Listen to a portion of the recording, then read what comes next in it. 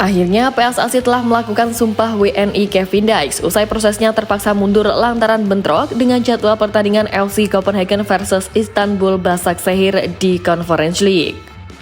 Tentu saja hal ini kemarin cukup membuat publik tanah air deg-degan karena Kevin ini diharapkan bisa melakukan debut ketika Indonesia melawan Jepang. Ya, keberadaan Kevin Dykes memang dinilai akan meningkatkan level kualitas tim, terutama di sisi pertahanan. Selain itu, Kevin juga bisa menjadi tandem Tom Hai di lini tengah saat bersua Jepang nanti, mengingat Ivar Jenner harus absen karena akumulasi. Dan sambil menunggu perpindahan federasi yang masih akan dijalani Kevin, lantas muncul pertanyaan, sampai kapan program naturalisasi ini bakal dilakukan? Apakah di masa depan 11 pemain utama yang masuk line up semuanya diisi oleh amunisi blasteran? Merespon hal itu, Exco PSSI Arya Sinulinga pun memberikan jawaban. Sampai kapan? Sampai kita nggak butuh pemain yang kurang. Ya, kalau kita butuh pemain, masa nggak diambil? Karena sayang. Kalau lokalnya ada yang bisa ngimbangi, ngapain pula? Kebijakan naturalisasi pemain keturunan untuk Timnas Indonesia ini memang menjadi program jangka panjang PSSI. Itulah sebabnya mengapa banyak pemain belia yang dinaturalisasi seperti Justin Hubner dan Rafael Strijk yang kini baru menginjak 21 tahun. Arya Sinulinga pun mengatakan bahwa keberhasilan Timnas Indonesia untuk lolos ke babak ketiga kualifikasi Piala Dunia 2026 tidak lepas dari andil dari para pemain keturunan. Tanpa mereka, kecil kemungkinan Garuda bisa melaju sejauh ini. Maka dari itu, para sosok lokal pride yang tak mengindahkan kehadiran pemain keturunan dirasa oleh Arya sangat naif. Apalagi pemain blasteran yang saat ini direkrut bukanlah pemain asal-asalan, mereka merupakan pesepak bola berkualitas dan juga punya skill yang mumpuni.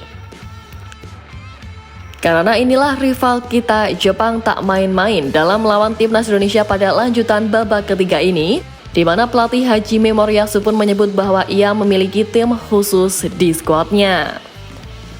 Tim khusus ini diketahui dibentuk untuk menganalisis permainan pemain Timnas Indonesia, khususnya mereka yang berstatus naturalisasi dan juga bermain di kompetisi Eropa.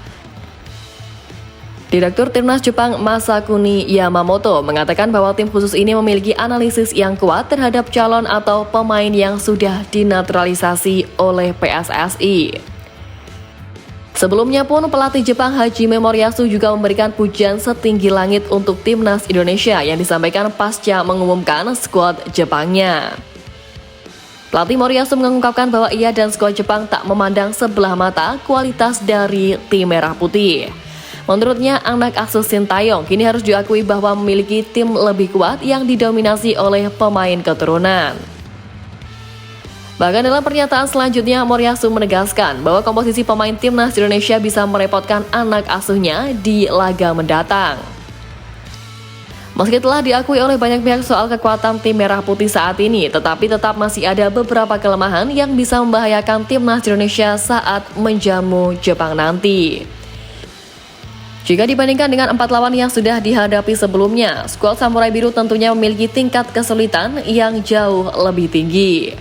Apalagi mereka kini berada di puncak klasemen grup C dengan catatan 3 kali menang dan juga 1 imbang. Anak asuh Hajime Moriyasu tercatat sebagai peserta paling produktif dengan 15 gol dari 4 laga, sekaligus tim yang paling minim kebobolan karena baru sekali saja kemasukan gol dari seluruh pertandingan tersebut. Oleh karena itu, butuh kerja keras yang ekstra bagi skuad Garuda untuk bisa meladeni lawan yang satu ini. Dan berbagai kelemahan yang muncul juga harus segera dibenahi oleh Sintayong jelang laga tersebut. Dan hal pertama yang rentan diobok-obok oleh Jepang adalah soal pertahanan tim Garuda yang masih bisa dibilang belum teruji. Timnas Indonesia tentu harus menyadari sepenuhnya lawan berat yang tersaji kali ini, sebab dibandingkan dengan lawan-lawan sebelumnya di grup C, skuad Samurai Biru levelnya sudah jauh berada di atasnya. Dari segi produktivitas, kualitasnya memang sudah jelas, di mana catatan 15 gol Jepang dari 4 laga ini membuktikan betapa mereka sangat berbahaya. Apalagi kalau menilik tim-tim lainnya di grup C, tak ada yang punya produktivitas sebaik Samurai Biru. Australia yang kini berada di peringkat kedua saja hanya bisa mencetak 4 gol dari 4 laga, di mana mereka pun jadi satu-satunya kontestan yang bisa meredam kualitas dari lini serang Jepang saat menahan imbang 1-1. Makanya, tim merah putih wajib memperkokoh lini pertahanannya demi tak dilibas habis oleh Jepang di kandang nanti. Selain itu, kualitas dan efektivitas lini serang timnas Indonesia juga akan kembali diuji pada pertandingan kali ini. Dari segi produksi gol, skuad asuhan Sintayong hanya bisa menghasilkan 4 gol dari 4 laga di grup C. Bahkan ada satu momen di mana skuad Garuda tidak bisa memecah kebuntuan, tepatnya saat melawan Australia yang berakhir imbang tanpa gol. Tentu saja Jepang punya kualitas yang jauh lebih mengerikan, sebab buktinya anak asuh Hajime Moriyasu baru kebobolan sekali dan berhasil melewati 3 laga lainnya tanpa kemasukan. Ketajaman yang menjadi kelemahan inilah yang harus diperbaiki untuk bisa meraih hasil maksimal kala melawan Samurai Biru. Kemudian saat ini memang timnas Indonesia juga memiliki stok gelandang yang cukup terbatas untuk memperkuat lini tengah. Jika dibandingkan dengan pos lainnya, sektor ini memang terhitung sangat minim pemain-pemain yang kreatif, di mana setidaknya ada 4 pemain yang dipanggil Sintayong untuk sektor ini, yakni Tom Hai, Nathan Chuaon, Ivar Jenner, dan Ricky Kambuaya. Dari keempat nama ini pun hanya Ricky saja yang punya karakter ofensif.